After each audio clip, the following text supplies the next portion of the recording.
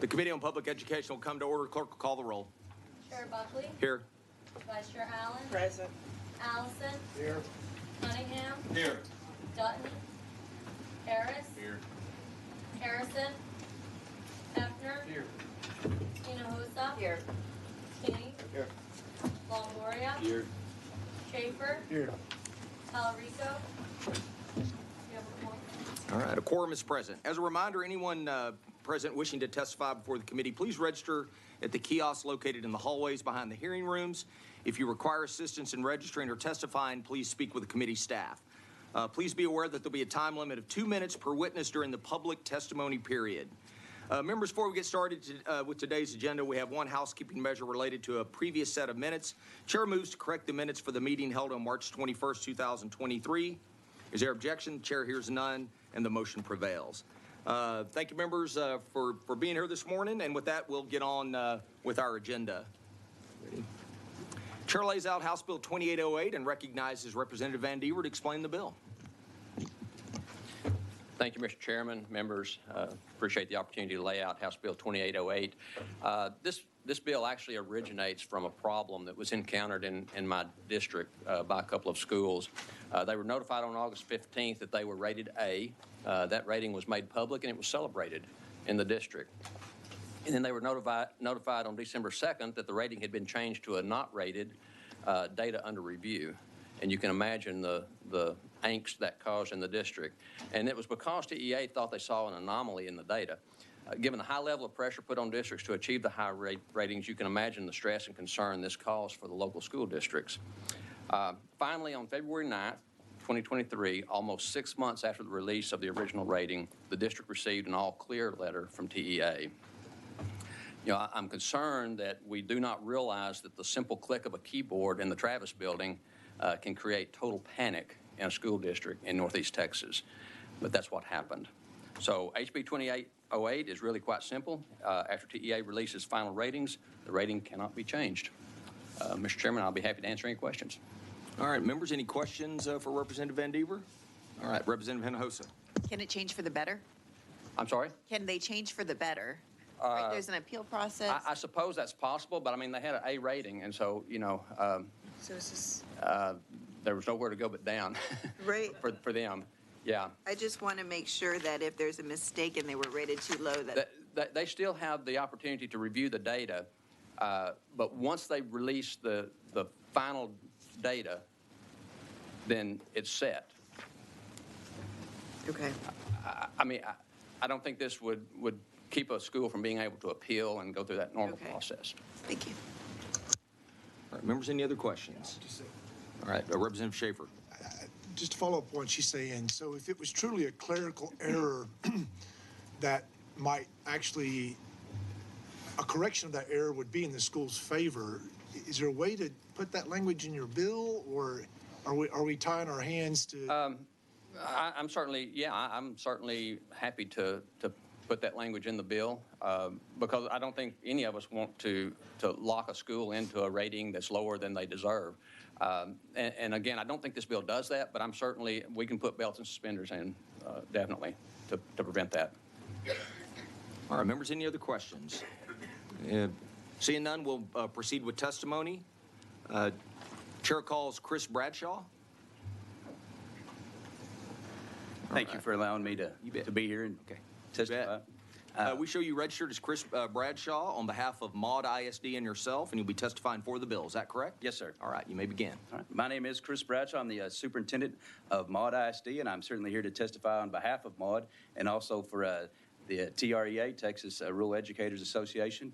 But we were one of the 60 schools that were notified. So in August, we got our rating. We had moved from a C to an A over the last 5 years and saw great growth, celebrated with our teachers, parents, and students. And then in December, we got a compliance review that actually asked us for 7 pieces of data to prove that our IBC numbers were what we reported, which we did. We turned that in by December 16th. We found out in January that our ratings were actually suspended and moved to not rated data under review. During this time, we have to have public hearings. We have to have a taper report, testified in front of the board, send out information to our parents. And so that put us in a position, we're having to explain this to our school board members, to our parents, to our teachers, to our students, to community members, why we're not rated. And then at the end of that, after 6 weeks, they came back and found that we did nothing wrong, that we were certainly given all the information and data that we were supposed to, and then they reinstated our ratings.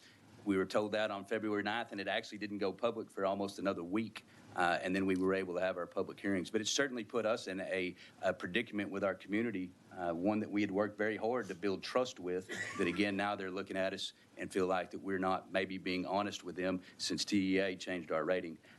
Certainly don't mind the audit. If we've done something wrong, we'll try to correct it. Don't mind sending that data to them. But once that goes public, it puts us in a very bad position to have to explain that to our community and teachers that work so hard to get that A rating. All right. All right, members, any questions for this witness? So you said there were 60 60 total school districts across the state. that were sort of after the initial rating were Yes, sort sir. of They got brought notified under- in December for a compliance review. Again, we weren't told that our ratings were changed in December or in January. TEA sent out a newsletter to the state sometime in mid-January that notified us why they had changed ratings, but we got no communication of that. But at that point, we learned there were 60 school districts, and there was really 3 categories that they were pulling. And what we were told was we had anonymous data, we had scored too high, and we needed to tell them why we scored higher than everybody else. And we were able to do that, and so we were kind of felt like we were guilty until proven innocent because we did too well. Wow, we need a little more to that, don't we? I would hope that would be a good thing. No. Okay, so you had about 3 months of limbo. Yeah, it was so from mid-December to mid-February. What? And that's right in the middle of our public testimony. We're having to put that out to our public, publish it on our website, have public board meetings, and have to send information to our parents that now we're having to send out that we were not rated because our data was under review. Okay, and then in February that resolved. They reinstated that mid-February. And Yes, you sir. received the rating that you had. They reinstated our A rating that we had in August. Okay. And I believe this bill would simply require all of that to occur at the end of the year? Yeah, okay. It would take place, and, you know, they basically give us that in August, and then the final publication that was there in December. And if you want to investigate us, certainly a great time to do it before it goes final, Yeah. where we have to do that. So, Okay, very good. Members, any more questions? All right, we appreciate you being here. thank you. That it? Is there anyone else who wishes to testify on, for, or against House Bill 2808? If not, Chair recognizes Representative Van Deaver to close on the bill. Thank you, Mr. Chairman. I have confirmed that this bill does not in any way prevent a school from being able to appeal their rating and have it raised if there is an issue with it. So with that, if there are no other questions, I close. All right. Thank you very much, Representative Van Deaver. If there's no objection, the bill will be left pending. Is there objection? Chair hears none. The bill is left pending. Chair lays out House Bill 4375 and recognizes Representative Van Deaver to explain the bill. Welcome back. Thank you, Mr. Chairman. House Bill 4375 is a bill that really is near and dear to my heart, and I'll explain that in my layout. The American Heart Association reports that there are more than 357,000 out-of-hospital cardiac arrests each year. 90% of those are fatal. In 2013, the legislature passed the Edmund Kemple Act, which mandates that students in grades 7 through 12 receive CPR training at least once. House Bill 4375 is actually kind of a cleanup bill on that bill that clarifies existing statutes by including training on the use of the automatic external defibrillator, AED. Members, as a school superintendent, I have witnessed both extremes when it comes to cardiac arrest. We had a middle school educational aide go into cardiac arrest in the office there at the middle school. Fortunately, we had an AED on the wall. There was a coach there that knew how to operate it, and today that educational aide is enjoying watching her grandchildren grow up. Unfortunately, a couple of years later, I watched as a 14-year-old student died on our gym floor after experiencing cardiac arrest. And that was probably one of the toughest days I had as a school administrator. There is a rider to HB1 to offset the cost for schools to implement this training. I'll be happy to answer any questions. All right, members, any questions? All right, Representative Allison. Yes, sir. Representative Van Deaver, I understand there's a fiscal note attached to this, and I question that. And it's apparently over a fee that is going to be a... Yeah, and I think there will be some people testify on this that can maybe address that better than me, but it's my understanding that the fee is associated with teachers becoming certified instructors in the AED. This bill does not require them to become certified instructors. So I really think the fiscal note may be an error, it may be a misunderstanding to what the bill actually does. Yeah, that's what I wanted to clear up because, like you said, there's no certification required. Right. And these training programs are conducted for free by American Heart Association. That's right. Red Cross. That's right. Great. Absolutely. Okay, thank you. All right, members, any more questions? All right, we'll proceed with public testimony. Chair calls Jamie Moore.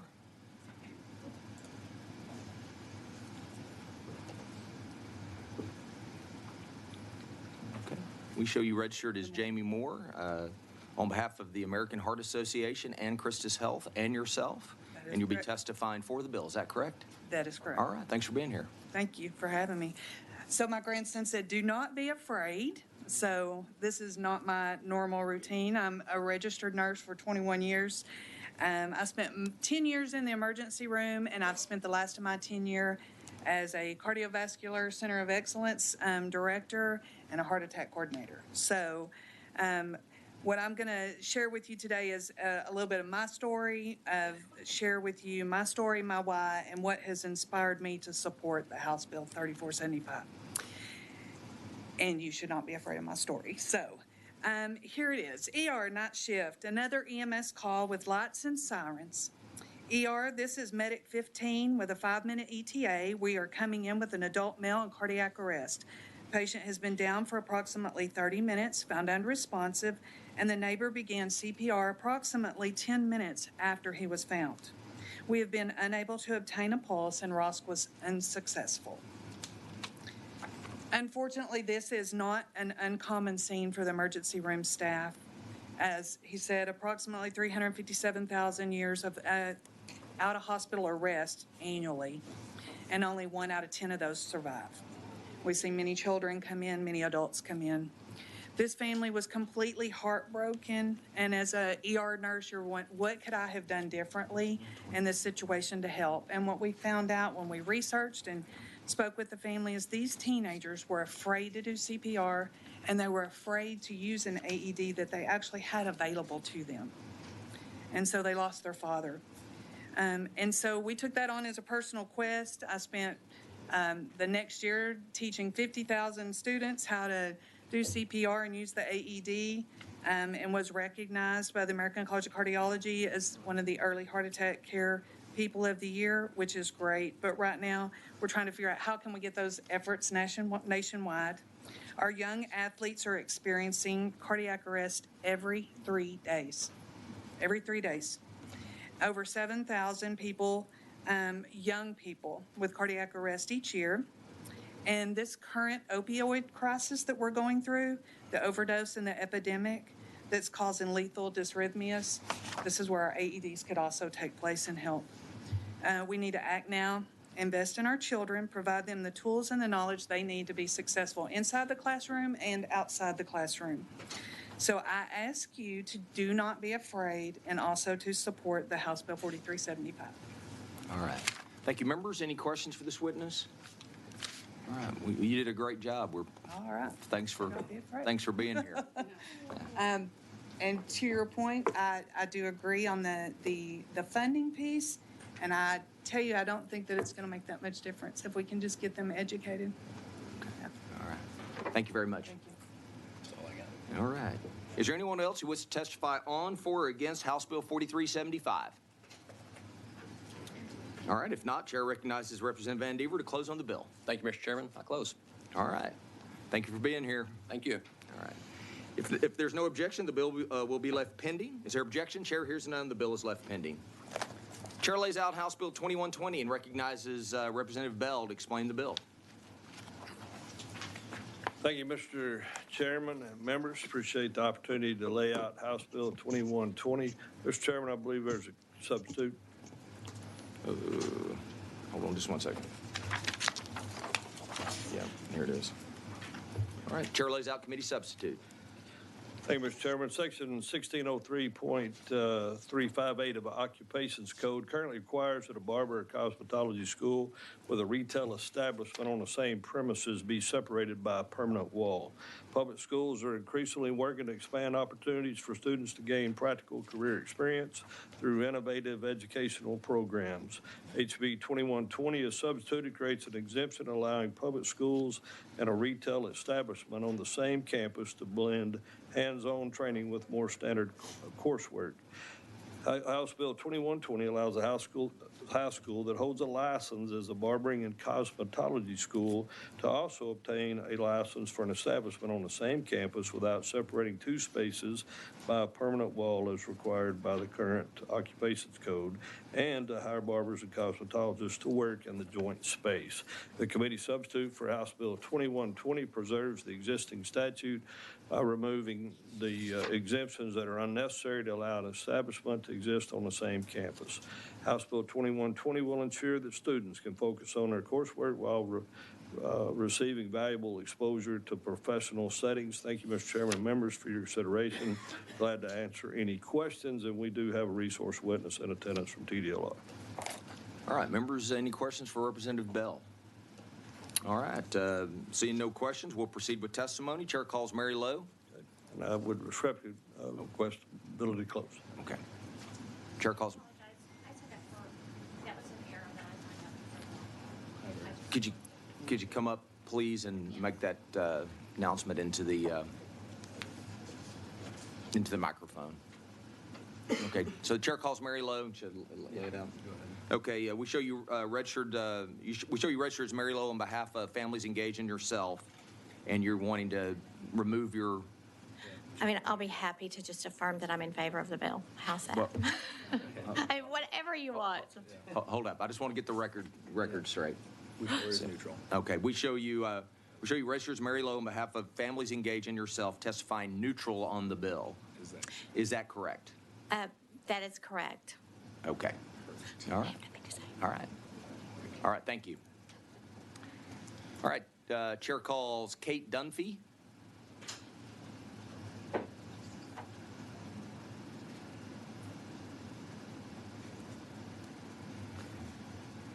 Morning. We show you registered as Kate Dunphy on behalf of Huckabee and yourself, and you'll be testifying for the bill. Is that correct? Yes, sir. Okay. Thank you. Good morning, Chairman, members of the committee. Thank you for hearing me this morning.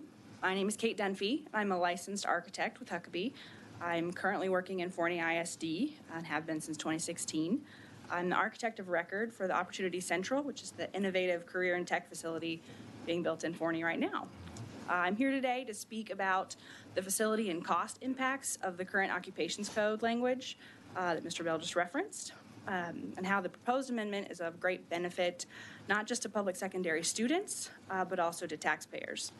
The current language, as Mr. Bell referenced, prohibits the ability to share any redundant spaces from a design standpoint, as well as prohibits any access between spaces.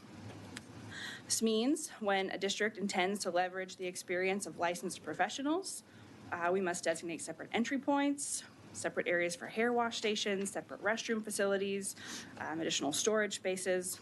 All of these are critical to both programs, the school and the establishment.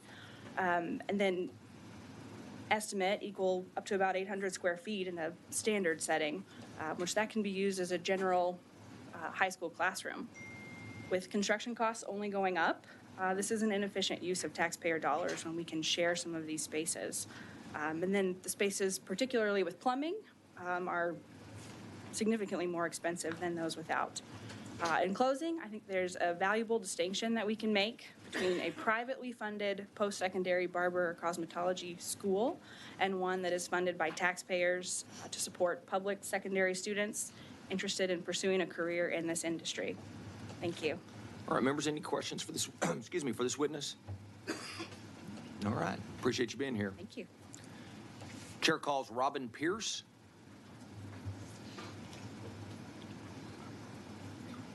Okay. All right, we show you registered as Robin Pierce on behalf of Forney ISD, and you'll be testifying for the bill. Is that correct? Yes, sir. All right, good morning. Good morning, Chair and members. Thank you for hearing me today. My name is Robin Pierce, and I'm the Executive Director of Innovation in Forney ISD. I oversee our district's career and technology programs, and I'm here to testify for House Bill 2120. In February 2020, Governor Abbott asked the Texas Education Agency, the Higher Education Coordinating Board, and the Texas Workforce Commission to combine efforts to address long-term education and employment needs across the state. The governor charged the Tri-Agency Initiative with developing strategies in 7 key areas: readiness, completion, transition, upskilling, educator pipeline, partnerships, and infrastructure. Pathways is one of the Tri-Agency's priorities. Strategy 1.4 is to expand opportunities for work-based learning experience by allowing a cosmetology school and cosmetology establishment to operate within the same building. We will be able to provide these opportunities for all of our students. This bill will allow a salon establishment to operate on the same premises as a cosmetology school without needing separate walls, bathrooms, etc. Currently outlined in the requirements of Section 1603.358, students in the cosmetology school would be able to gain paid and non-paid internship experiences without having to go outside the walls of our school campus. Rules would be developed by TDLR in order to establish appropriate standards for both the students and license or permit holders. The goal of this bill is that students not only get the experience from their cosmetology instructor, but learning opportunities for additional license holders in cosmetology and/or barbering field. By having more than one license holder within the school campus, students can learn all aspects of cosmetology and/or barbering. By taking down these walls, we will allow students to gain invaluable industry experience from reputable license holders without having the constraints that currently exist. Thank you.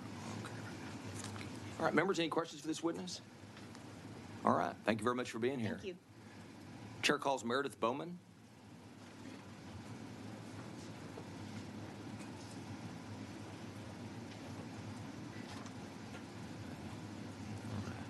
And we show you registered as Meredith Bowman. On behalf of yourself, you'll be testifying on the bill. Is that correct? Actually, it was an accident that I had registered for this. I was registering quickly, and I put the wrong number in, so. Would you like to remain neutral? Would you like to remain neutral on the bill? Yes, I would like. All right, thank you for being here. Thank you so much. That's all I have. Okay, is there anyone else who wishes to testify on, for, or against House Bill 2120?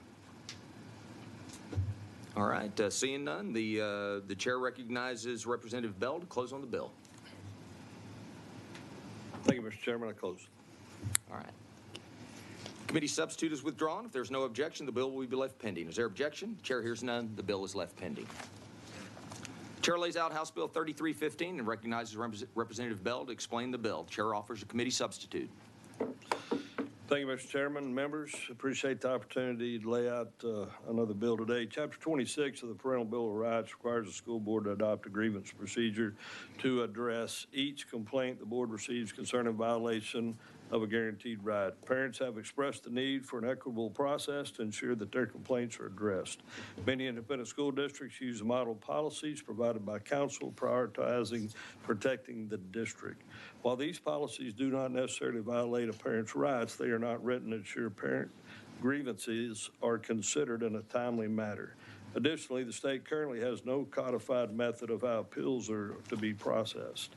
Depending on local policies or if a district provides a fourth level of administrative appeal, the maximum total time could be as much as 214 calendar days. When it comes to their child, our Texas parents should be confident that if a grievance occurs, it will be adjudicated in a timely manner, ultimately by their locally elected school board. House Bill 3315 codifies the timeline in which school boards and administrators of independent school districts and charter schools can process complaints or grievances while maintaining local control of the process. In addition, this bill details that what must be included in the grievance process, and it codifies that local policies must provide for a resolution of a grievance by that board with no later than 120 calendar days, including that final disposition and board decision. Should the board's final decision not be reached by the end of 120 days, then the board is required to immediately render a final decision on the complaint in favor of the parent. House Bill 3315 ensures that parent or guardian complaints are addressed and that a final board decision by that elected school board is reached. in a timely manner and the benefit of the child and the parents. Thank you, Mr. Chairman and members, for your consideration. I'll be glad to answer any questions. All right, members, any questions for Representative Bell? All right. All right, thank you. I observed right to close. Yes, sir. Okay, we'll proceed with testimony. Chair calls Mary Lowe.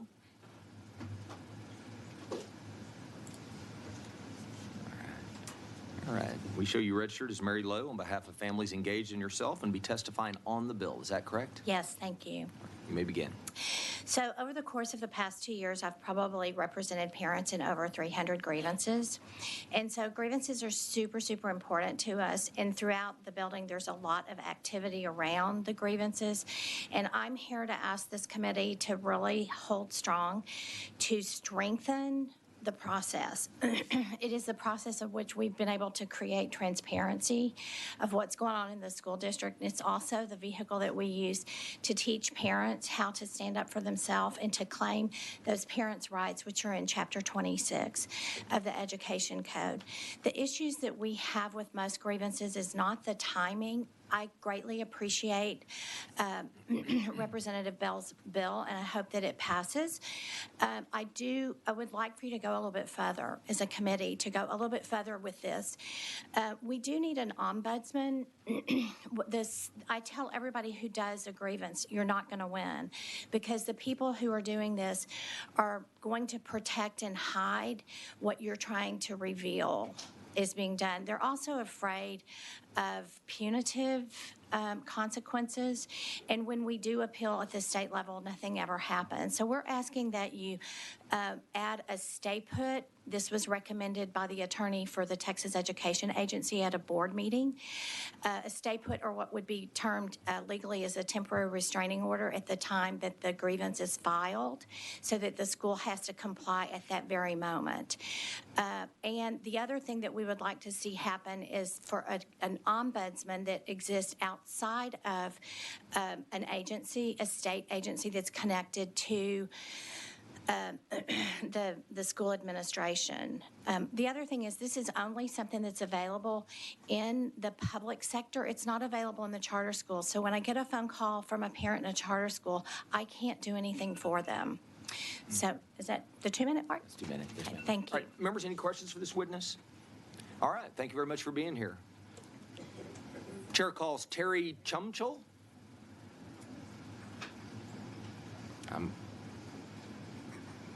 Terry She's not here yet. Chumchul. Okay, we're going to show Terry Chumchul on behalf of herself, registered on the bill. Chair calls Holly Plemons. All right. More, we show you registered as Holly Plemons on behalf of yourself, and you'll be testifying on the bill. Is that correct? Yes. All right. Good morning. Okay, so I'm a mom of 3 in Fort Worth ISD. I have filed 9 different grievances within my school district. I am in support of this bill, and I really like Section E. Hold up just 1 second. Yeah, you've registered to be neutral on the bill. Oh, I was supposed to be for it. Okay, do you want to, okay, we're going to, let us correct the record. Okay. Okay. Okay, so we now show you Holly Plemons on behalf of yourself testifying for the bill. Yes. All right. Okay, so I really like that they added Section E into that, because I filed a grievance and of when I found out something, and I actually posted that on Facebook of when I found out about it. So I had the date, and my district was trying to deny my grievance, saying that that's not when I knew and that I should have known. And it was on surveys, which will be coming up later. And there was 1,291 surveys in the district. And they were saying that I should know about all 1,291 surveys that they never let us know about. And so when I do these grievances, they have denied me every single time. And then after the grievance is over, then the district changes things. So adding this extra part in here about the time is very important. I also agree with Ms. Lowe about the ombudsman, because we are really set up to fail as parents when we file these grievances. The board is going to protect the administration, and I have had board members tell me the reason they denied my grievance was so that I could sue them. That's wasting taxpayers' money. That's wasting my money to be involved in another lawsuit. So I really, really appreciate this bill. would like to see it strengthened a little bit more, like Ms. Lowe said, with the ombudsman. And I think that was it in this one, was E. Yes, that was it, so I'm good. All right, thank you very much. Members, any questions for this witness? All right, we appreciate you being here. Chair calls Charles Cooper. Charles Cooper. He's not here yet. Okay, we're going to show Charles Cooper on behalf of himself, registered on the bill. Chair calls Meredith Bowman.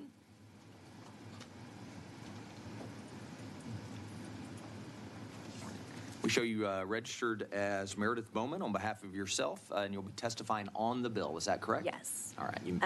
Thank you. I am for this bill. As a parent as well, I have filed. Okay. we change- Are you for the bill? Or? Yes, sir. Okay, let us change that. Okay.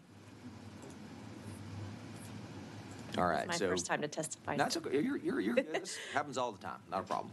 We show you registered as Meredith Bowman on behalf of yourself, and you're testifying for the bill. Yes, sir. Okay. Okay.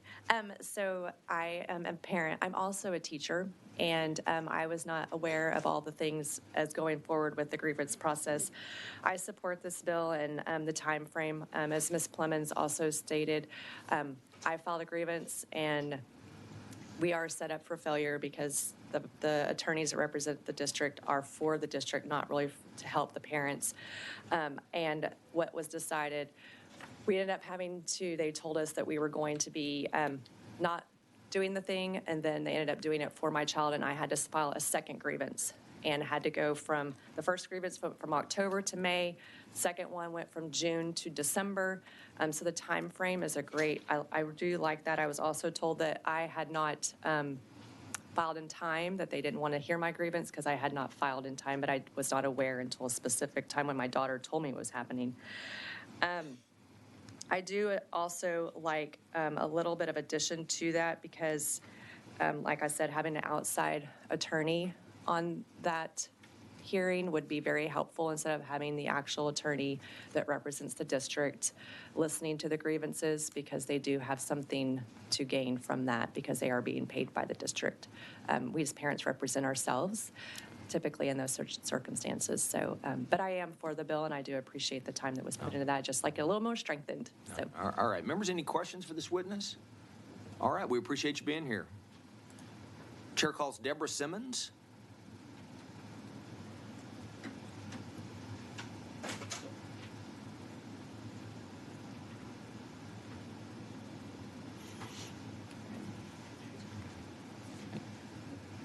Good morning. We show you registered as Deborah Simmons on behalf of yourself, and you'll be testifying on the bill. Is that correct? That's correct.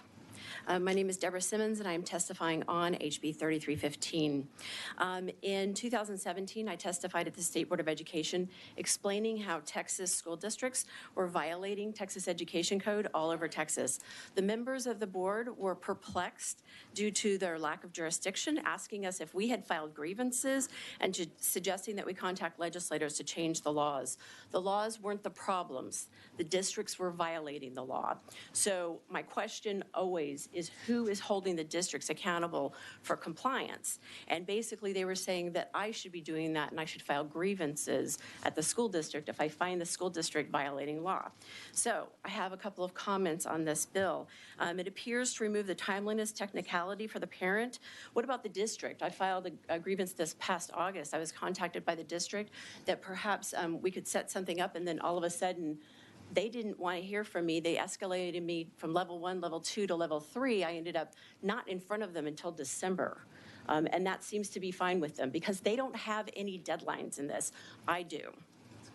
I like the fact that the parent would be notified that when their grievance is not accepted, that they would be notified as to what the next step is, because that's the greatest problem I see across the school districts with parents that file grievances. And I think it's great to codify the steps in a reasonable grievance policy, but district's legal counsel, as has already been said, will always advise the district to not grant the requested relief or remedy. They're basically told that if they do that, they're admitting wrong, they're admitting guilt, and they cannot do that. So they will do anything to deny every single level and to find a technicality as much as possible.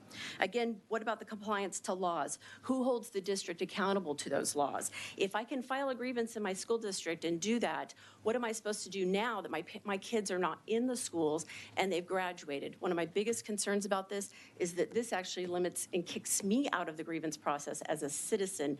It only applies to parents. All right, thank you, members. Excuse me, any questions for this witness? All right, we appreciate you being here. Don't show anymore. Just popped up. Chair calls Mary Elizabeth Castle.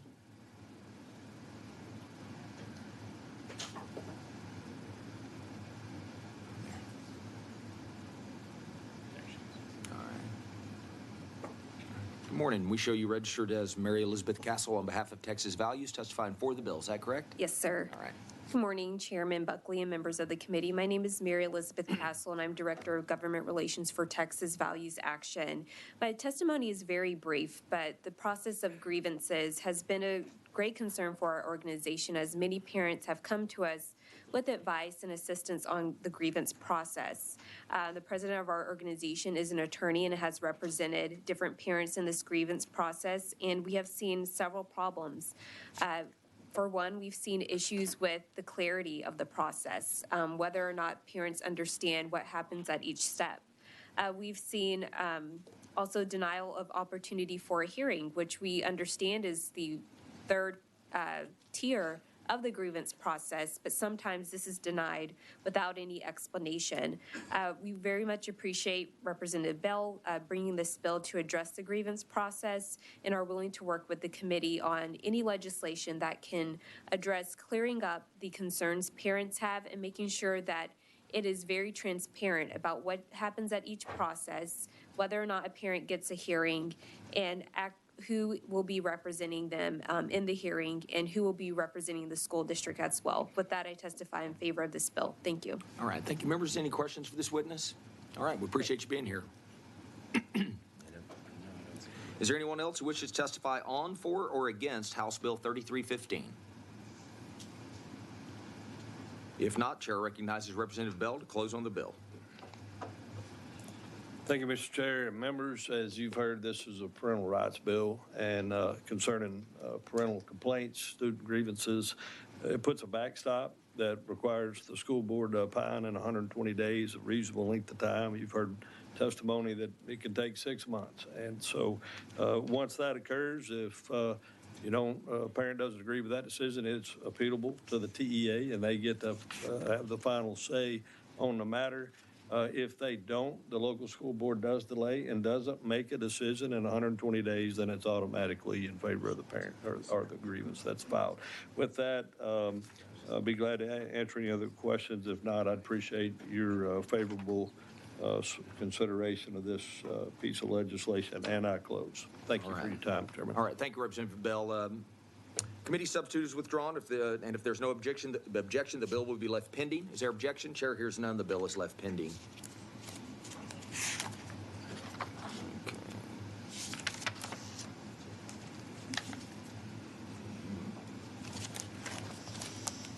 All right. Chair lays out House Bill 3991 and recognizes Representative Isaac to explain the bill. Good morning. Good morning. Thank you, Chairman and members. House Bill 3991 recognizes one day, the first Friday of April, as Texas Fruit and Vegetable Day within our public schools. House Bill 3991 simply compels our public school system to place emphasis on consumption of fruits and vegetables for one day out of the year. The purpose of this bill is to improve the health of Texas children and therefore Texans. Over the past 30 years, the obesity rate among children within the U.S. has tripled. This has had a detrimental effect on their life expectancy. In fact, the National Institute of Health characterizes that obesity can shorten an individual's lifespan by as much as 14 years. Thank you for your consideration of this bill. I'm happy to answer any questions, and I'd like to reserve the right to close. All right, members, any questions for Representative Isaac? Okay. All right. Is there anyone anyone else that wishes to testify on, for, or against House Bill 3991. Is it tomato a fruit or a vegetable? That's a fruit. Okay, seeing none, Chair recognizes Representative Isaac to close on the bill. Thank you, Chairman Buckley, for joint authoring this bill, and thank you for Chairman Longoria, members Allison, Cunningham, if there's not here, Talarico, for co-authoring this bill. If there are no further questions, I ask that you favorably consider this bill, and I close. All right. All right, thank you, Representative Isaac. If there's no objection, the bill will be left pending. Is there objection? Chair hears none. The bill is left pending. Okay. Do this. All right. Chair lays out House Bill 1149 and recognizes Representative Swanson to explain the bill. The chair offers a committee substitute. All right, you ready for me? Thank you. Good morning. Thank you, Chair Buckley and committee members. In 1995, the 74th Legislature codified Section 26.009 of the Education Code, requiring school districts and employees of a school district to obtain the written consent of a child's parent before conducting a psychological examination, test, or treatment. Unfortunately, decades later, that definition has become outdated and vague, creating a loophole that can allow schools to circumvent the law and provide these services without the consent or knowledge of the parent. House Bill 1149 clarifies existing Texas statute by providing a more concrete definition of psychological or psychiatric examination, as well as protecting teachers by ensuring that all written consent received is kept for record.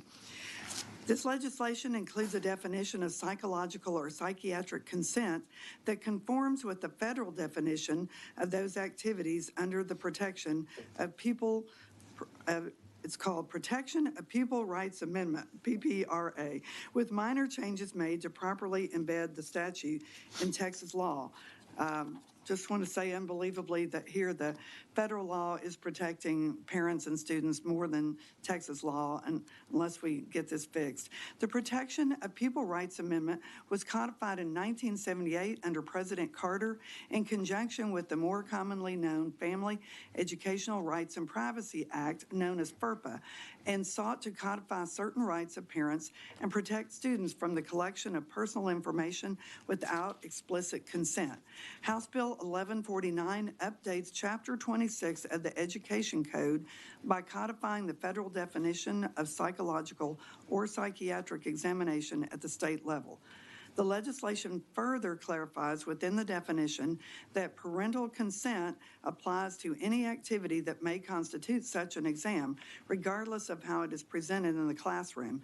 It is important to note that according to federal law, these national standards already apply to our schools. However, concerned parents, stakeholders, and constituents have brought my office materials that run afoul of the law. By assuring that there is no discrepancy between what is required by the federal government and the state guidelines, school employees can better protect themselves from knowingly or unknowingly violating the law, and parents are guaranteed the right to consent that they are supposed to be afforded under the statute.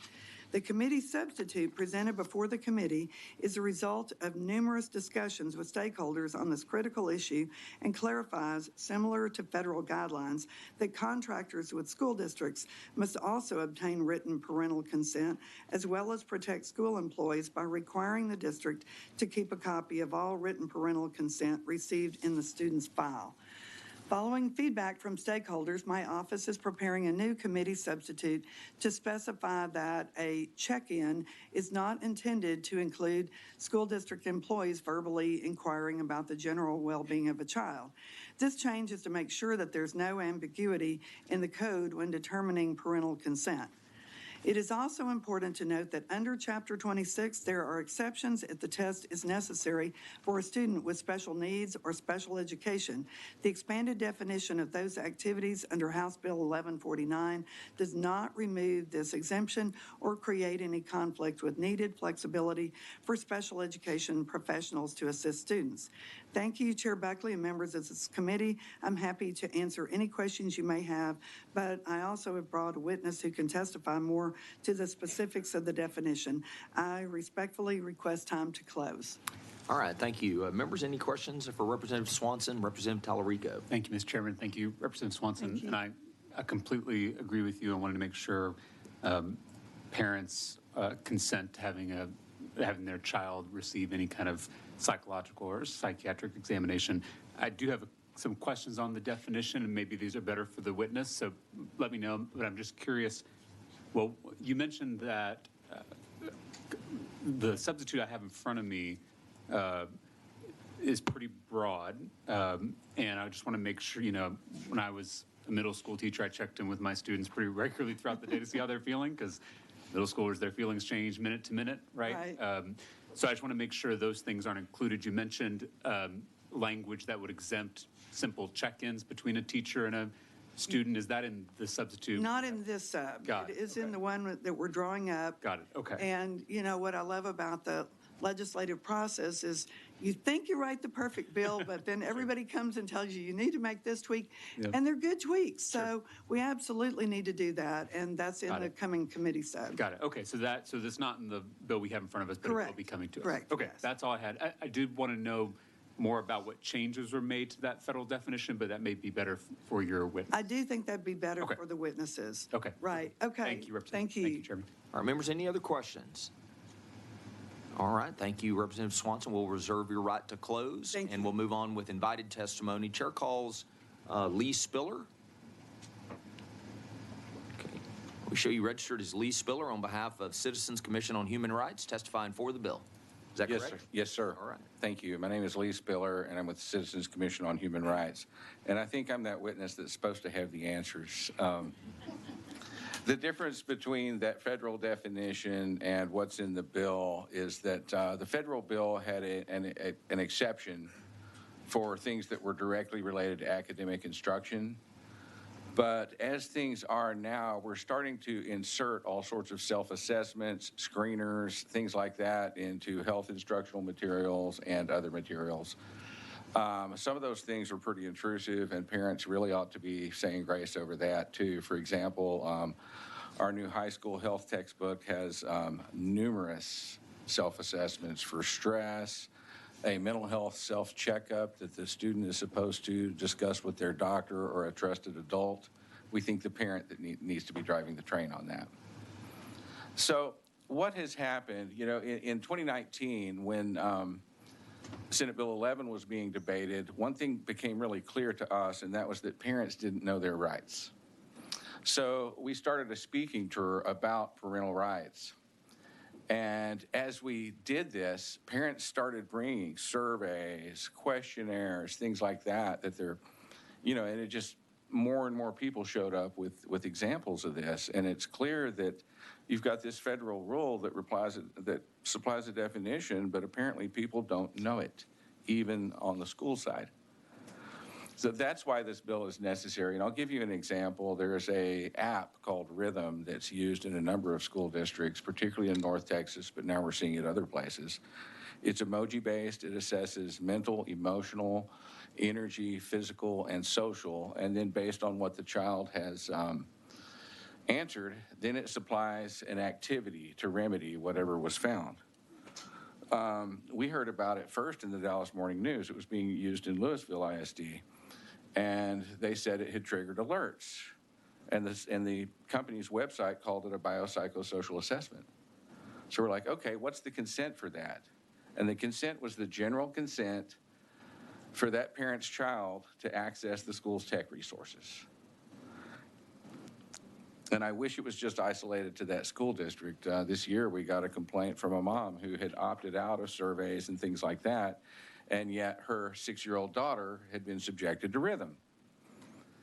And when she complained to the school district, they said, well, when you signed your kid up for school, you signed the responsible use policy allowing us to sign your kid up for educational apps. Therefore, you gave consent. Well, let's see about that. The company, a white paper on the company's website says clinical input from licensed professionals allows Rhythm, Inc. to separate itself from other digital mental health platforms and ensures that students receive up-to-date and impactful mental health interventions specific to increasing overall student engagement and well-being. Does that sound educational?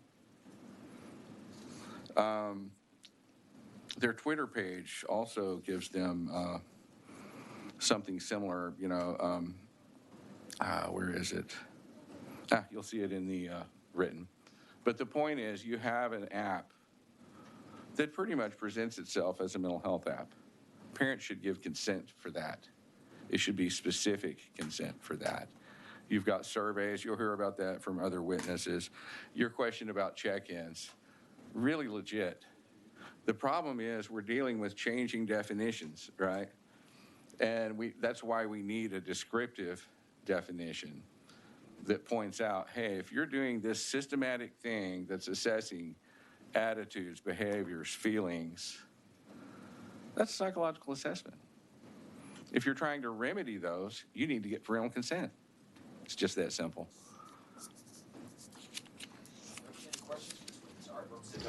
Thank you, Mr. Chairman. Mike's off. Thank you, Mr. Chairman.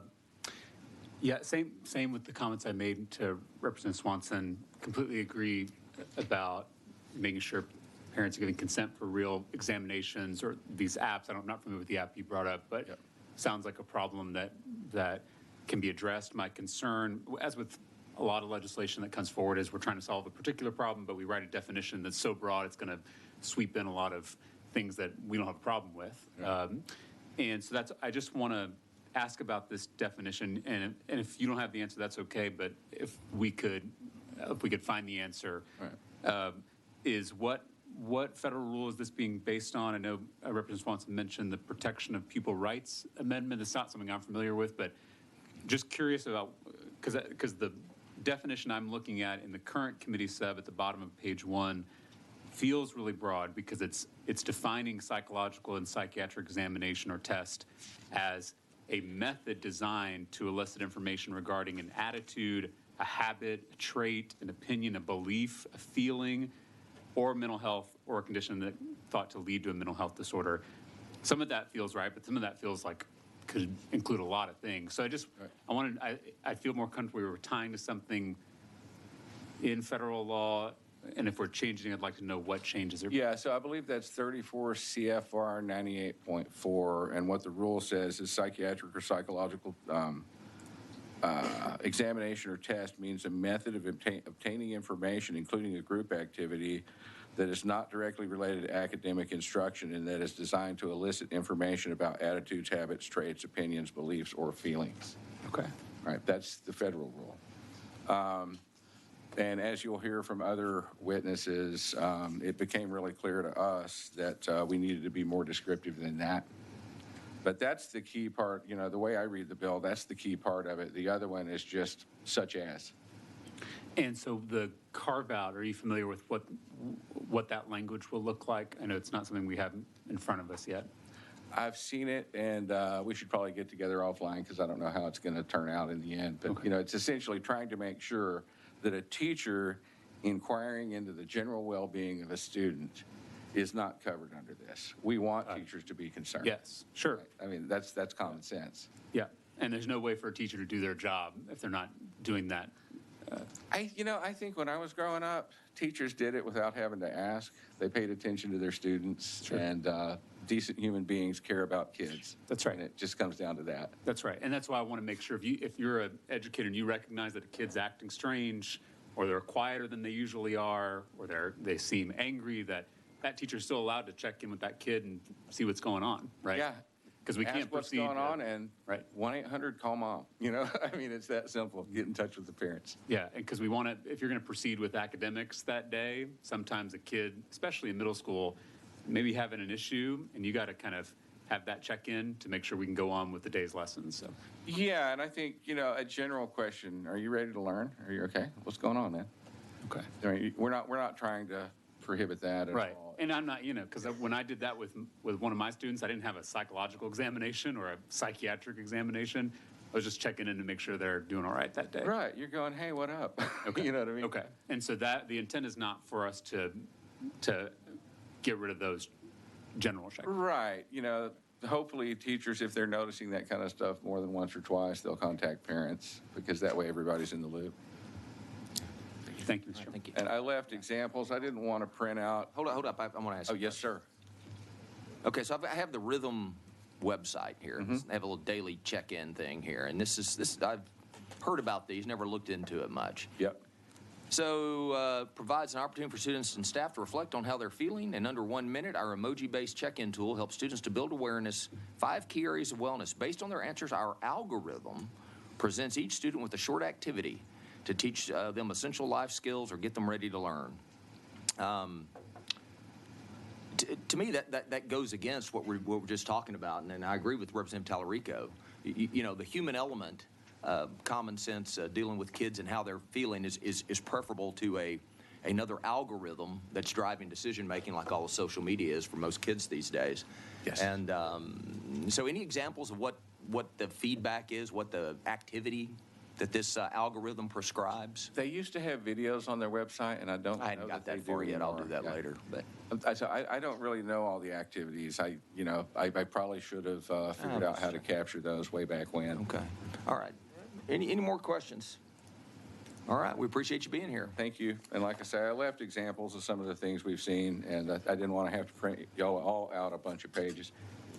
So y'all pass that around, and if you want a copy, just let me know. Thank you. All right. Okay. Chair calls Mary Lowe.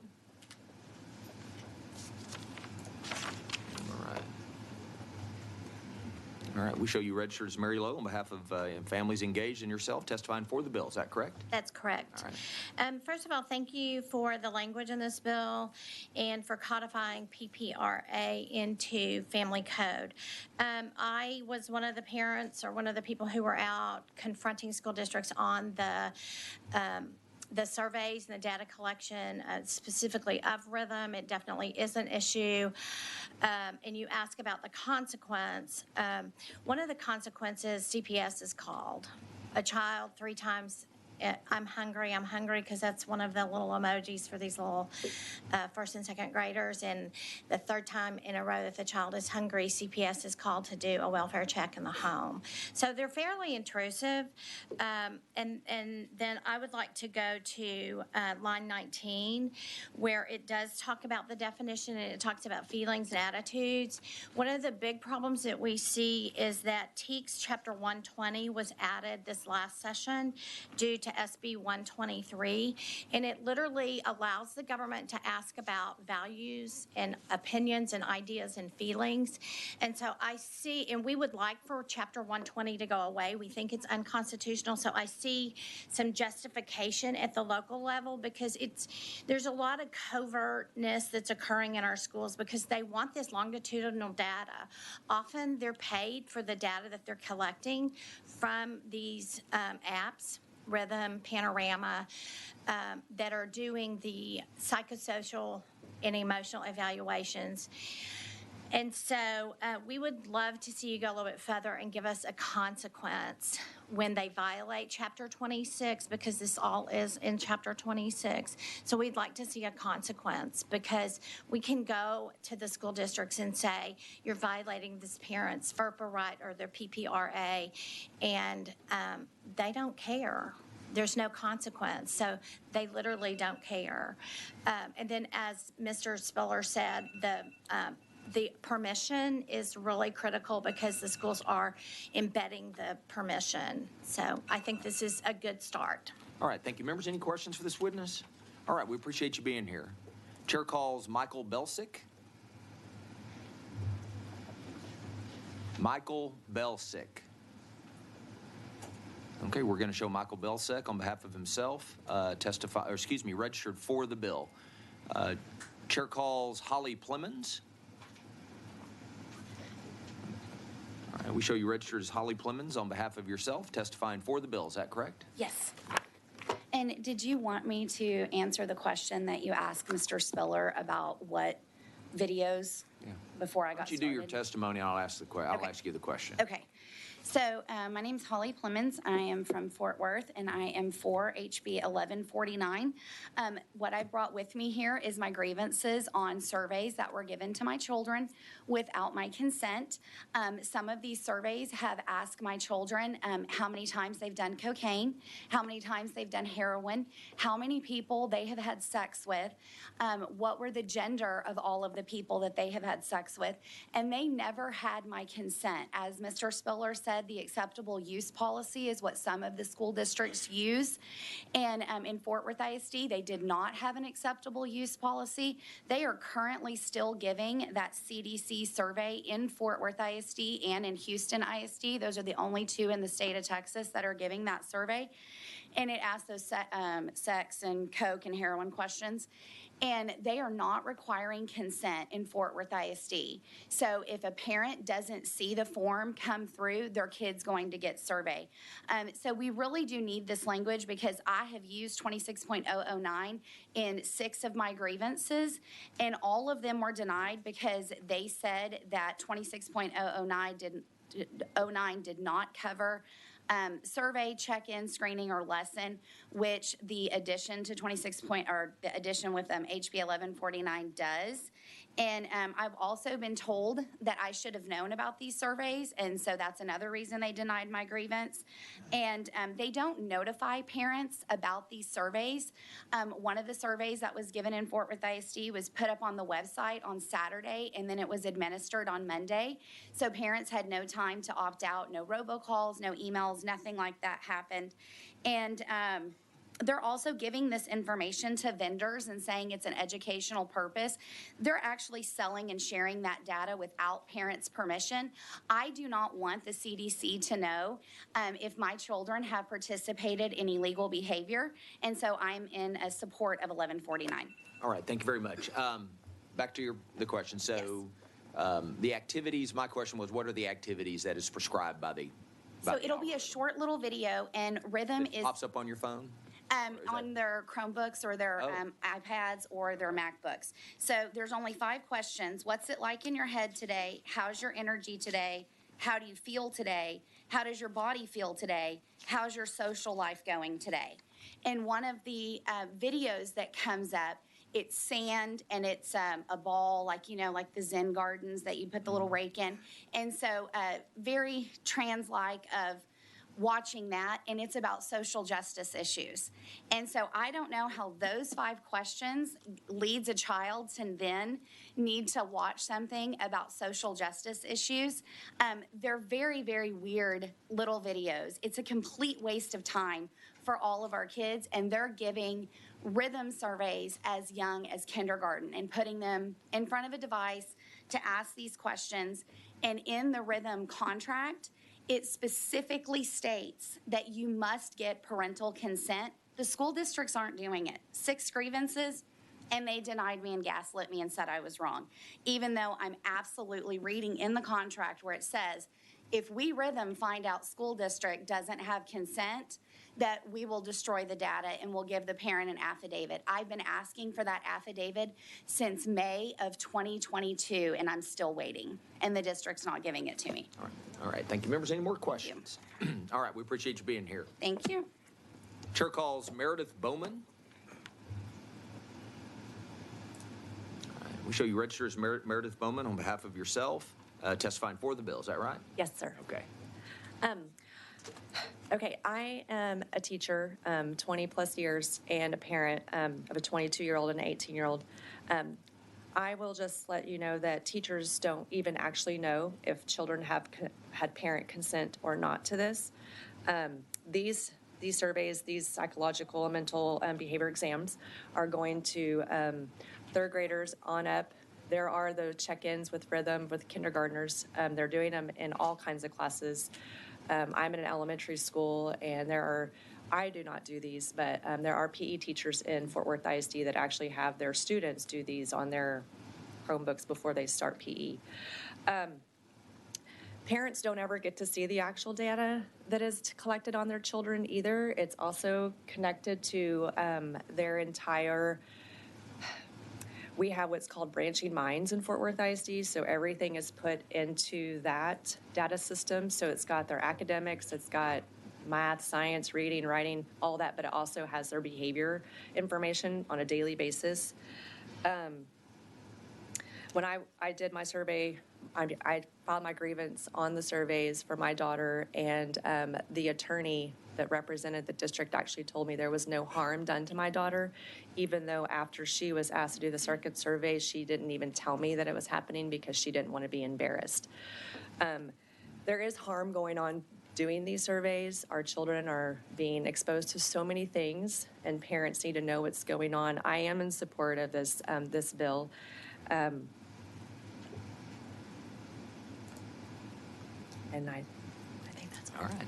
All right, members, any questions for this witness? All right, thanks for being here. Chair calls Tricia Nolan, or Nowlin.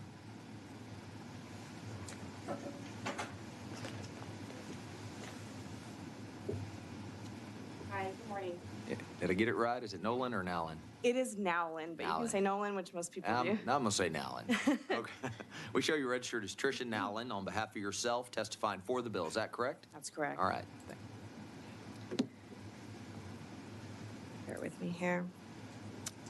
First, let me say thank you for your time and attention this morning. I'm just a mom, and I was having a conversation with my son about a year ago, and we're just in the kitchen talking, and he says, I took a weird test at school. What do you mean a weird test? What does that mean? And after we were talking and discussing it more, I realized that he had been surveyed, and these questions were mental health-based questions. I didn't give consent to the school for this. I didn't even know that they were going to do this.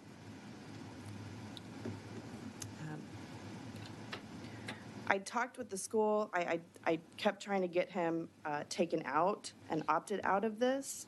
There was a very long process of back and forth. I got pushback from the school. I got lots of questions. They were basically questioning my parenting decisions. Eventually, they agreed to take him out, but he was also still has to be part of these sessions that they have. These are counseling sessions that they have in school as well. These are all it's all tied together. I wanted to also take a little time to talk about some things that I've learned in the past year since this all came up. I've learned how much data mining is happening. I've learned that our kids have become human capital. There's a dashboard that's created, and this follows your kid. Who knows how far it's going to follow them? And what are the repercussions of that? What if they answer a question wrong? What happens? And this is all being recorded. My biggest concern is that I couldn't even get the actual surveys that he took. They couldn't give it to me. It's all online. That's very, very concerning. I can't even see the questions that he was asked. He did remember some of those questions. So how old is your son, or at the time? At the time, he was 8. 8 years old, so third grade? Third, something like that? Third, okay. All right, members, any other questions for this witness? All right, we appreciate you being here. Thank you. Chair calls Tracy Haynes.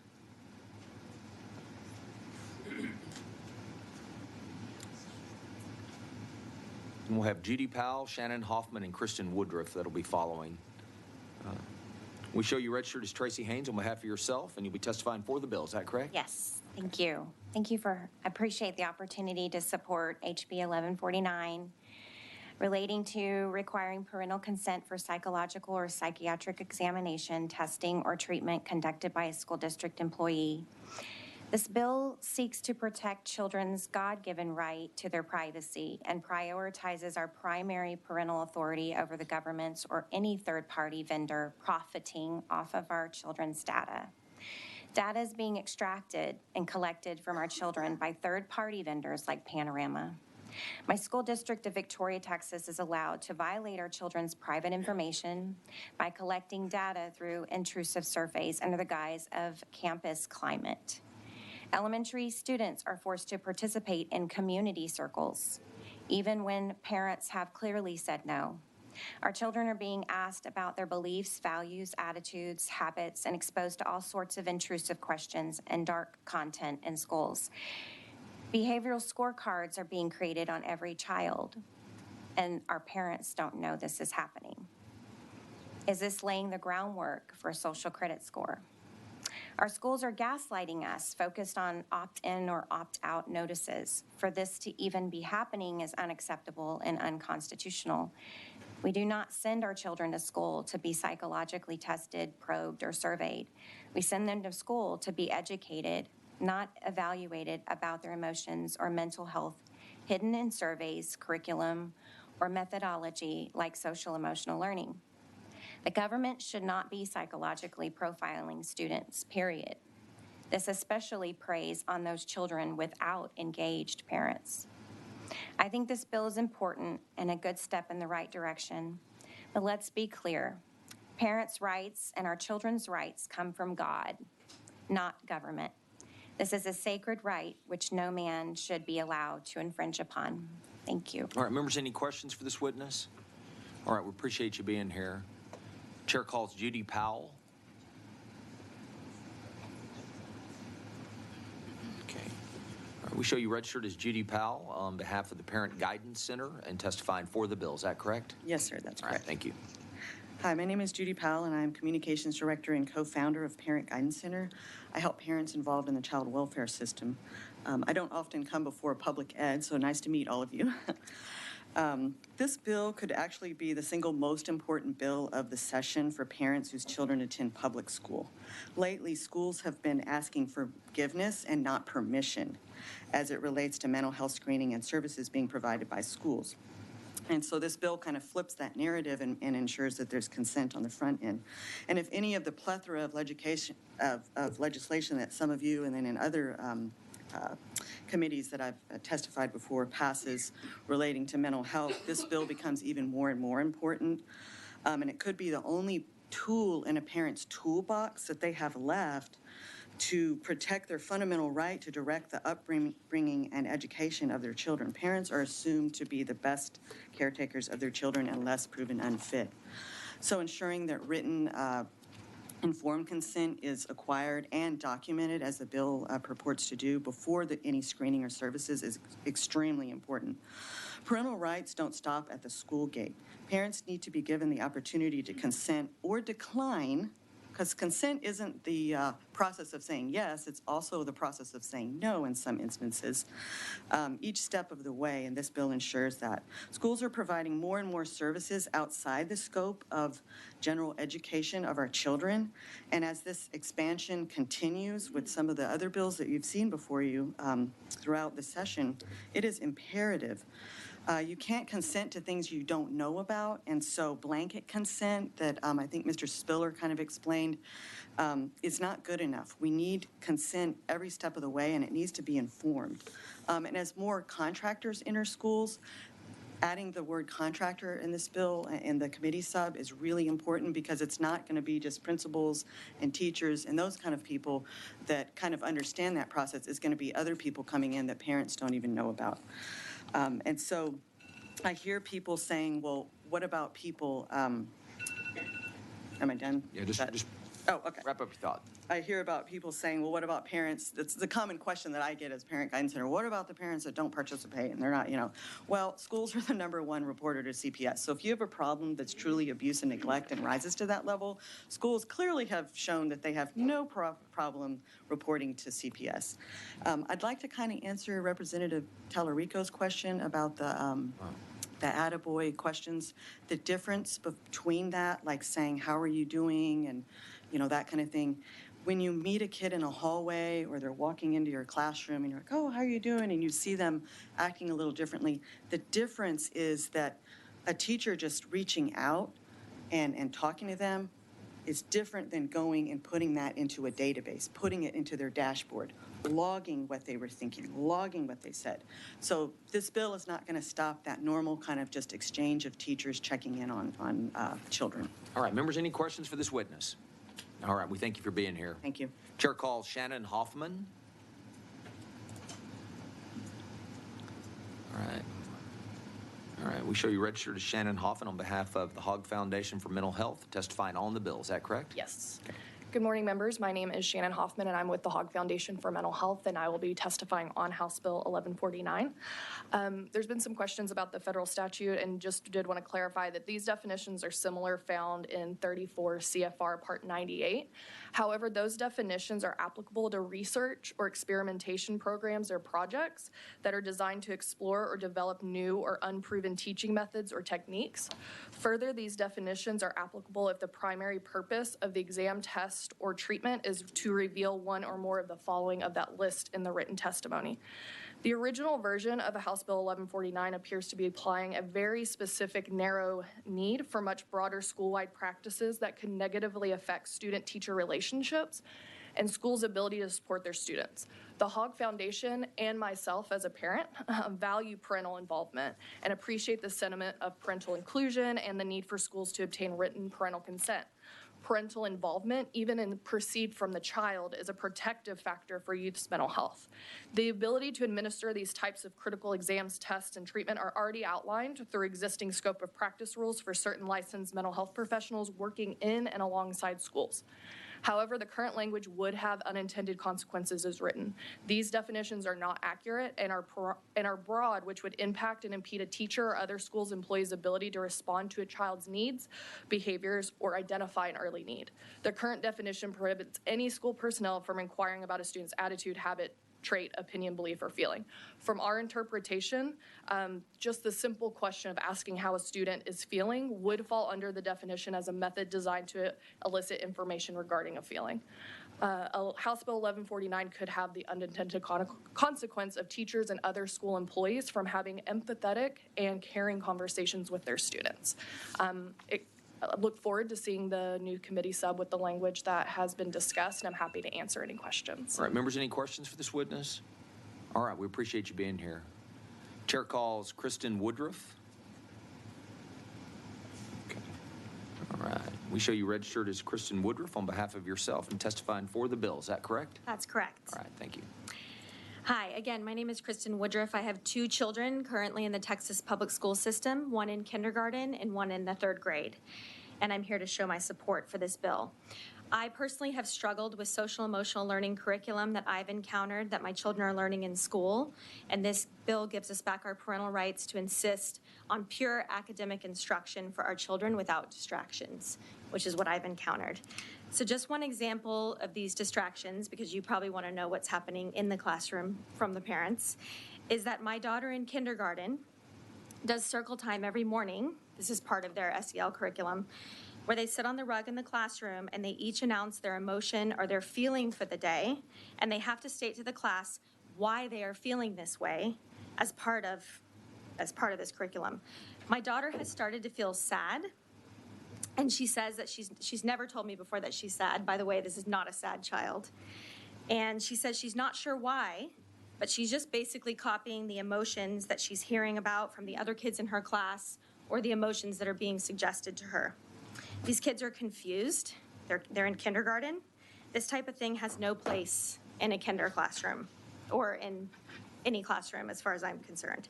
I know that teachers do have the kids' best interests in mind. My teachers definitely do. But we cannot expect these teachers to be doctors or therapists or anything else that they are not. I also start to wonder what they could have otherwise been learning for that hour each morning when they were examining their emotions. We don't send our children to school for therapy, evaluation, or to completely confuse them on their identity, their feelings, and emotions. We send them to school to learn to read and write, learn science, math, and history. I don't stand alone in this view. I can tell you that the majority of Texas parents I speak with want their children to get back to learning the basics and don't want their kids being surveyed, questioned, or eliciting information about their beliefs and emotions without their consent. Lastly, I just want to say that I really appreciate that us as parents can come here and that, you know, you're really our last port of call.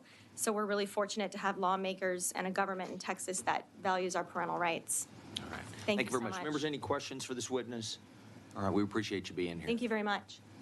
Chair calls Gregory Porter, and then we'll have Paula Hilliard, Genevieve King, and Larissa Mears after that.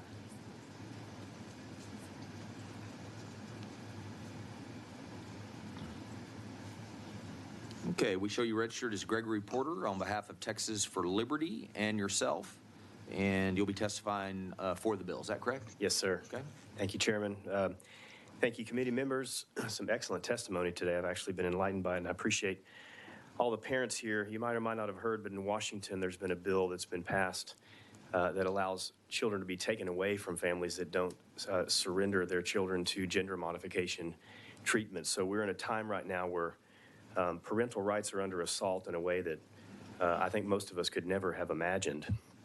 And just to stay on the record, I believe that unconditional love is a non-negotiable. I'm just simply saying that parental rights are very important. I think one of the things that I wanted to highlight a little bit more that I think is important for us to consider is this concept of data mining. My children are kindergartners, and they go to a school where our vaccine records are actually held by one of the largest hospital corporations in the world because the nurse is an employee of the hospital. And these data mining applications are actually being used to sell the data. So it's very important that we just as a body recognize that without privacy, we have no liberty. And we're inviting a conversation with our kids where this data is being collected, and these corporations believe that they own the data. So I think that's very important. And then lastly, I think if I can emphasize anything that hasn't been talked about as much, it's penalties. Because these bills are really rendered mute and if there's no enforcement. And I think there needs to be something that parents have the ability to hold the school districts ultimately accountable for these types of actions. And I also agree that naturally we want teachers to be able to have empathetic conversations with their kids, but that's very different than collecting data. So I would advise, just as a friendly amendment, that we add some form of civil penalties to this to hold the school districts accountable for this type of behavior. Thank you. All right, thank you. Members, any questions for this witness? All right, we appreciate you being here. Chair calls Paula Hilliard. Okay, we show you registered as Paula Hilliard on behalf of Texas Education 911 and yourself, testifying for the bill. Is that correct? I'm going to be speaking just on behalf of myself. Okay. If that's, I didn't know how to do that in the. Well, okay, we're going to, with your permission, we're going to remove the Texas Education 911 part. Yes, thank you. All right. Begin. Okay, thank you. I'm going to speak a little bit in bullet points based on what other people said. I did do an open records request at a very large school district to ask what the training was for teachers for the Protection of Pupil Rights Amendment as well as the Children Internet Protection Act, and they don't do any training. They said, what is that? So the district is unaware of those federal laws, and the teachers are unaware, and that's how these teachers are unfortunately doing these things in class that they don't understand that there's some concern there. And so we need to protect them in a way by making it a little more salient with Texas law. Okay, I have a psychology background. I have a master's degree. However, I did not get licensed. I just became a mom instead. And so I cannot practice psychology. It would be illegal for me to do so. And so as we are the things like these surveys, I couldn't even do a survey on children without getting their parents' fully informed consent, or I would be in big trouble. And so I just don't understand how we're practicing that type of either psychology or social psychology on children without license. Data tracking, that is a concern. Where does it go? For what purpose? A school district that I'm very familiar with said that they can do sexual surveys on children. All they have to do is have a third party come in, drop off the survey, and then they come and pick it up. So therefore, it's completely legal. So that is happening. They do the same thing with psychological surveys. Our children were asked, and some children were sent home broken and crying because they were told to rate their privilege based on, are your parents divorced? Do your parents have a college degree? All kinds of very intrusive questions that they collected, again, and sent to who knows where. And so these children are crying because they think that they're less because they had parents who divorced. Other surveys that were asked were, well, it's okay. That's about it. Okay. Members, any questions for this witness? All right, we appreciate you being here. Thank you. Yeah, chair calls Genevieve King.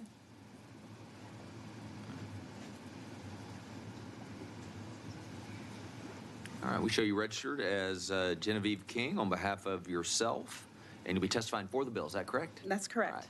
Thanks for being here. Thank you. So I come as a parent of a teenage boy.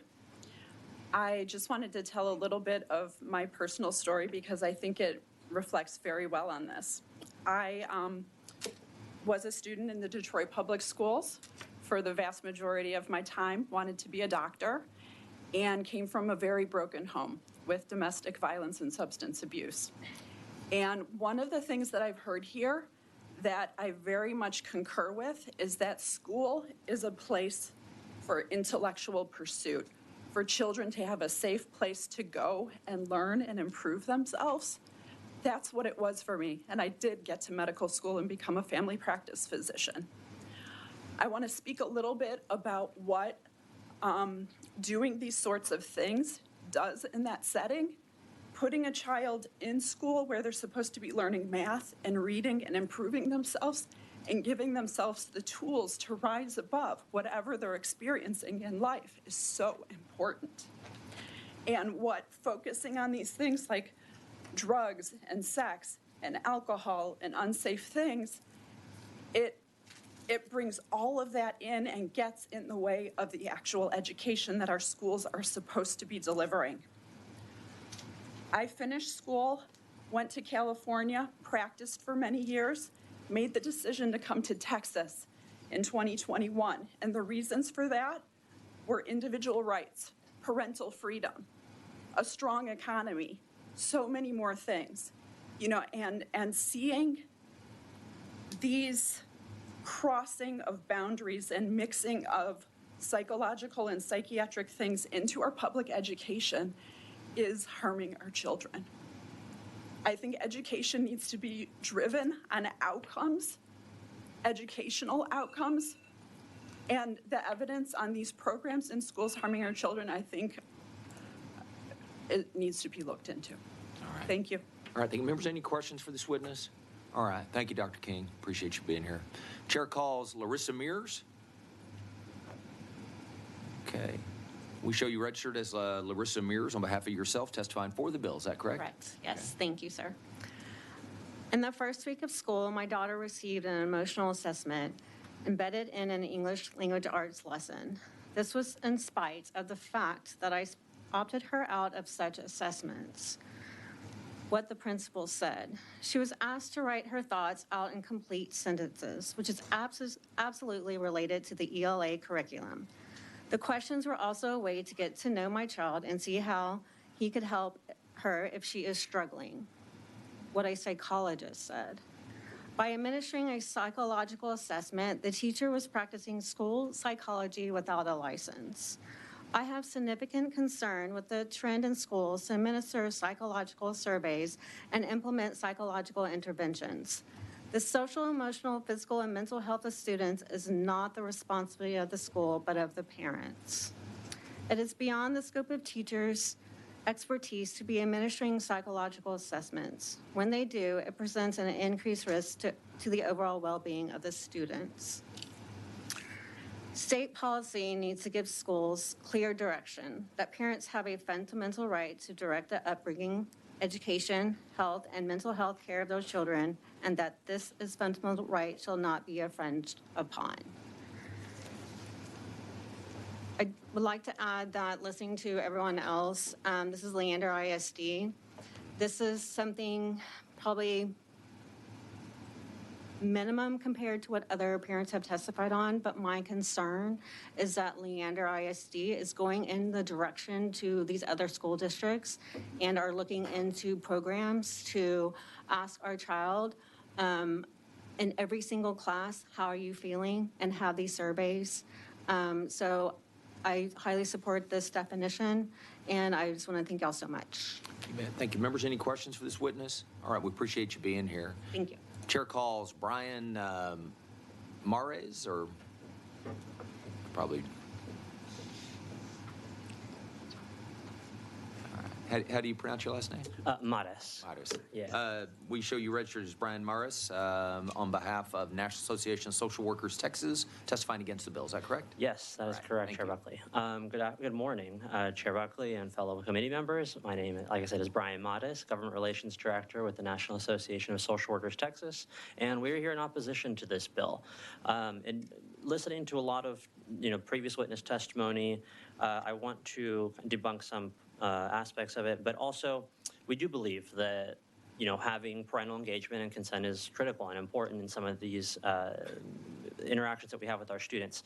But we believe that if a psychological examination is being done, it should be by a licensed mental health provider that's conducting the examination, and not really by anybody else. But we need to be prescriptive in what that assessment or examination is.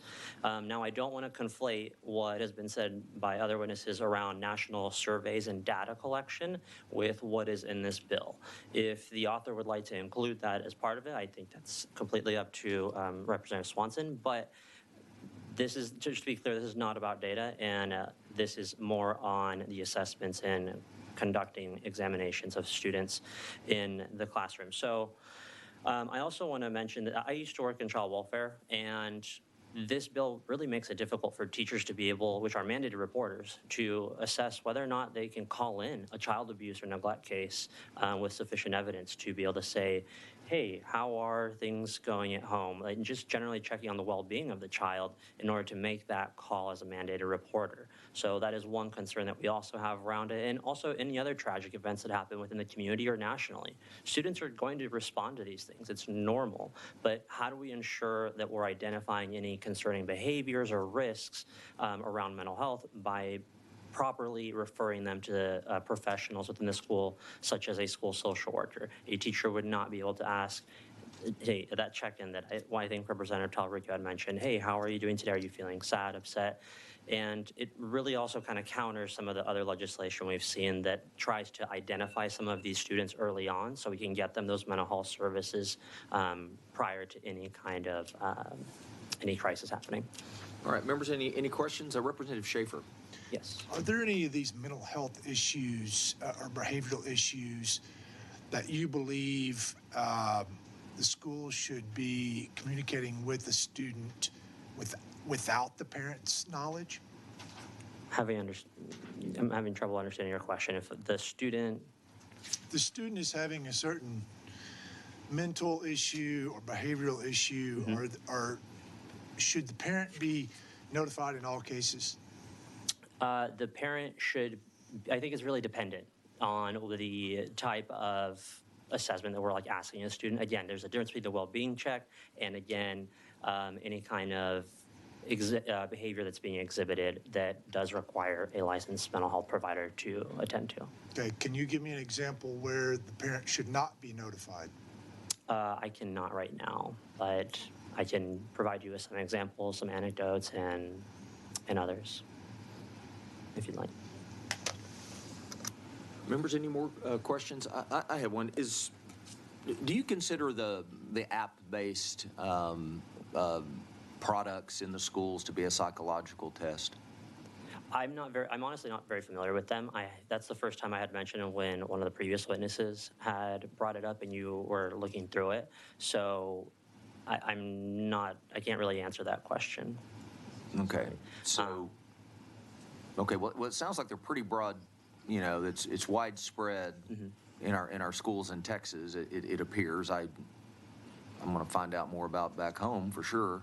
But is that, to me, they're engaging and asking, how they're feeling and things. And I think some of this originates in the classroom in terms of some of the behavior management things that we do to try to, for classroom management.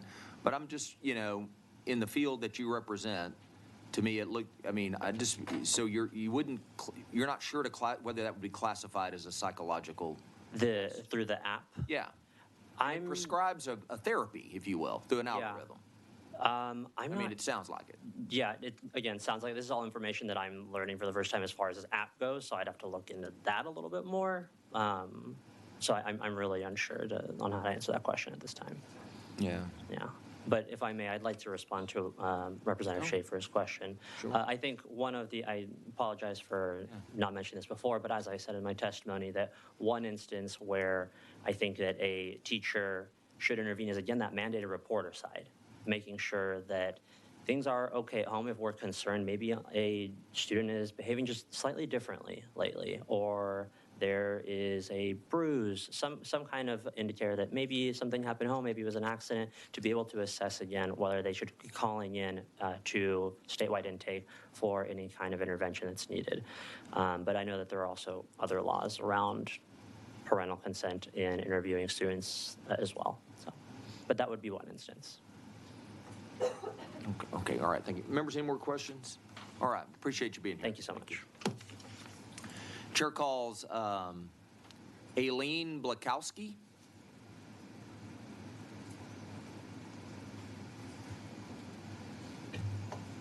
Okay. Did I get close? Yes, you did. That was. All right, we show you Too hard. registered as Aileen Blakowski on behalf of yourself, testifying for the bill. Is that correct? Yes, and for Texas Education 911. Okay, we'll have to change that on the rule. Oh, there it is. Okay, it's there. You're good. Thank you very much. My name is Aileen Blakowski, and I'm representing myself and Texas Education 911, a network of parents from around the state of Texas who want to see legislative change in matters that are important to Texas public school parents.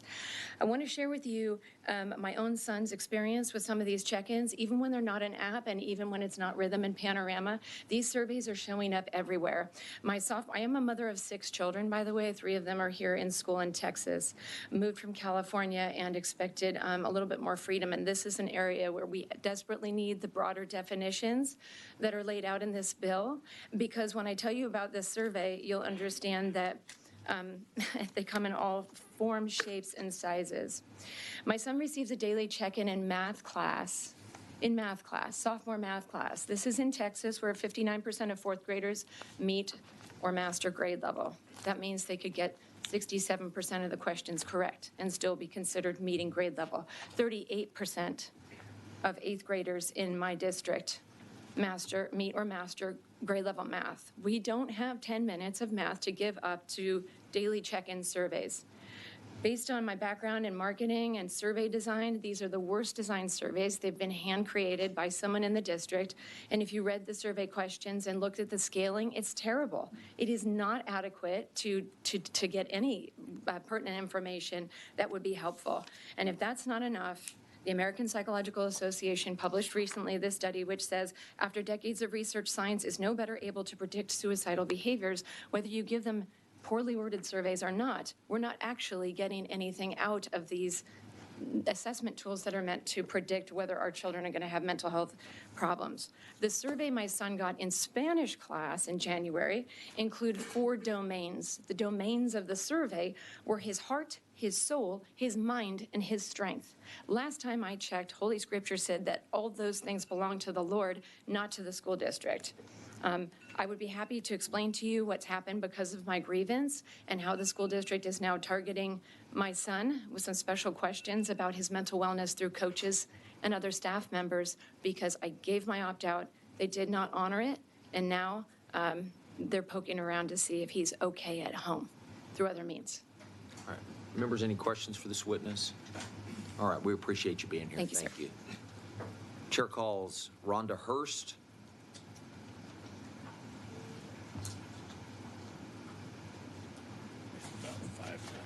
Okay. All right. We show you registered as Rhonda Hurst on behalf of Moms, I believe Moms for Liberty, and yourself testifying against the bill. Is that correct? For the bill. Oh, I meant for. Okay. Sorry. Change that. I'm for fat fingers, sausage fingers, sorry. For Moms Liberty, I assume. Okay, Moms Liberty. It's Moms for Liberty? Moms for Liberty, We'll kind of representing correct that as well. So you're red, blue, and purple.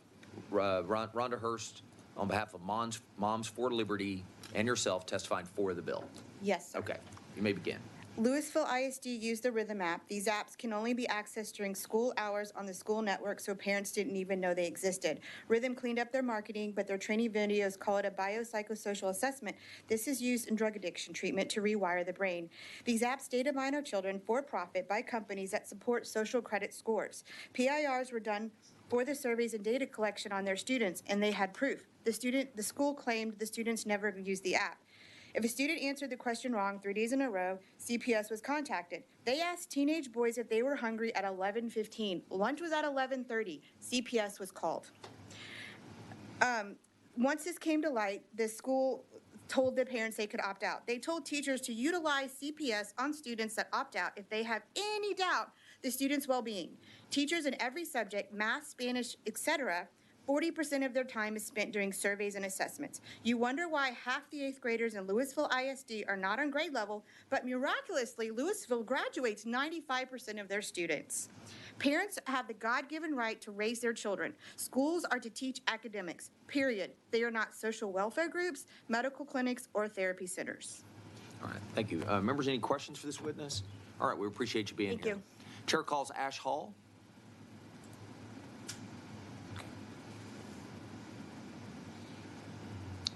Morning. We show you registered as Ash Hall on behalf of the ACLU of Texas and yourself testifying against the bill. Is that correct? Correct. Okay, At good least for morning. the time being. Right, so we have a number of concerns with this particular bill. We do think it can be fixed, which is the bright side. So we're against the bill in part because we find some of the definitions to be extremely vague, and we find the way that this puts a lot of pressure on school officials and even students to be quite burdensome to the point of being dangerous. In an ideal world, right, I mean, parents should be participating in their children's mental health care. I don't think anyone believes otherwise. But unfortunately, part of my job is to think of unintended consequences and worst case scenarios. And so there's a few things here that we have to consider as we're looking at this bill.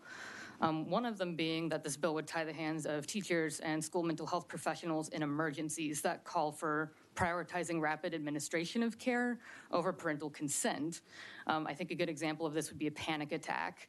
When a child is having a panic attack and they're potentially facing the risk of passing out because they can't get enough air intake from their own anxiety, there's not really time to go ahead and call the parents and ask if it's okay to treat the child in that moment. The priority needs to be taking care of the child. So that's one example. I think with regards to check-ins and situations like one-off care, it makes that more of a fraught situation if a student just needs to talk to a counselor one time for a situation. And then most problematic to me is that there's a distinct possibility that this is going to negatively impact LGBTQ students, because schools may be the only place where they can talk about sexual orientation and gender identity with a trusted adult. But this bill puts school faculty and staff in a precarious position if parents want to know why their child wants or needs mental health support. And if they're not the ones put in that position, then the child is going to be in that same precarious position. If the parents are anti-LGBTQ, this could result in abuse to the child, including but not limited to kicking the child out of their home and forcing the child into homelessness. Thank you. All right, thank you. Members, any questions for this witness? Yeah, Representative Schaefer. Yes, sir. Thank you for your testimony. You represent the ACLU. Yes, sir. Are there any fact patterns where a school should engage in counseling a student without informing the parent? Fact patterns? Can you clarify what you mean? Can you give me a scenario when a school should engage in counseling a student but not inform the parent? I think one of the situations I named would apply, and that would be if a student is wanting to talk through their sexual orientation or gender identity, and there is a very decent chance that the parents will abuse them as a result of them coming out to them. That would be a situation where it would make sense to talk to a counselor at school, but not inform the parents as to that counseling. And again, I think there aren't that many situations where that's called for, but that would be one of them. Again, just because I am trying to think of how we can keep our kids safe. But for the most part, I think there's a lot of aspects of this bill that make sense, and the ACLU would actually be really interested in working with the bill author on making it better. So you believe that a child talking to a high school or talking to a school counselor about sexuality is something that the school counselor could make the decision not to inform the parent? Yeah, especially if it means that the parents are potentially going to abuse or kick the child out. Unfortunately, the number one reason that LGBTQ youth become homeless is because their parents kick them out. So that's something that we have to think about when we're looking at bills like this. All right, members, any more questions? All right, we appreciate you being here. Thank you. Okay, we're getting close to the time. We're going to try to do one more witness, so we'll hold this to the 2 minutes. Be real strict on that. Yarsi Dubo?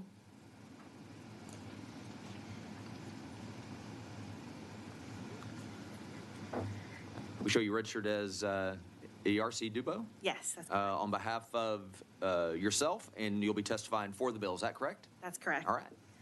Hello, my husband and I have a beautiful 3-year-old daughter, and we have a son on the way, and I'm here asking that you pass HB 1149. Beyond the obvious violation of parental rights, without HB 1149, there are 2 variables at play that are critical. The first variable is the intention of the school district employee. The idea of giving immunity against assessing or treating someone else's child without consent is grotesque. Unless you have a specific mental health agenda, do you really feel comfortable giving blanket permission to all school employees that trust that they will do what's best interest of your child? The second variable is this: mental health is pretty subjective in many cases. One person's concept of mental health issue may be no problem for someone else. So not only are we trusting the good intention of school employees, we're also trusting their fundamental judgment. So let's just use these 2 variables to create the best case scenario. Let's say the school employee has the purest intentions for my child and that I agree 100% with him. Mind you, this is the absolute best case scenario. Under the circumstances, would I be happy? Absolutely not. The person is still subverting my role as a parent and performing activities only reserved for me and my husband. If we reach a point of removing parents' rights over their children, then we have collectively lost as a community and civilization. Parents know what is best for their kids. We need to preserve that right. If there's any debate over this fact, we are already losing. Please vote yes on this bill. All right, thank you. Members, any questions? All right, we appreciate you being here. Members, it looks like we'll need to stop here for this morning to go to the floor. If there's no objection, House Bill 1149 will be left pending. Chair hears none. House Bill 1149 is left pending. If there's no objection, the committee will stand in recess until final adjournment or recess of the House or during reading and referral of bills if permission is granted. The chair hears no objection. The Committee on Public Education now stands in recess.